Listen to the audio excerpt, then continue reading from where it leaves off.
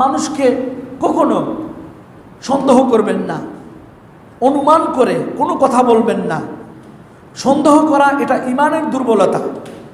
মানুষকে সন্দেহ করা, অনুমান করে একটা কথা বলা, এটা সর্বোচ্চ একদম সর্বনিম্ন, এটা দুর্বল ঈমান। এটা কি ঈমান? একদম দুর্বল ঈমান।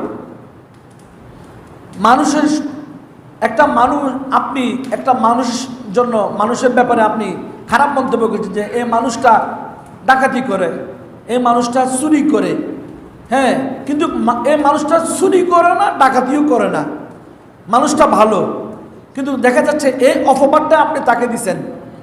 আল্লাহ রাব্বুল আলামিন সে তো অপরাধ করে নাই, আপনি তাকে যে অপবাদটা দিচ্ছেন এই অপবাদটা আল্লাহ রাব্বুল আলামিন আপনার ঘাড়ের মধ্যে চাপিয়ে দিবে। কথা কি বুঝতে পেরেছেন? এই অপবাদটা আপনার ঘাড়ের মধ্যে চাপিয়ে দিবে। এই জন্য মানুষকে মিথ্যা অপবাদ দেওয়া যাবে না, মানুষকে সন্দেহ করা যাবে না, অনুমান করে কোনো কথা বলা যাবে না।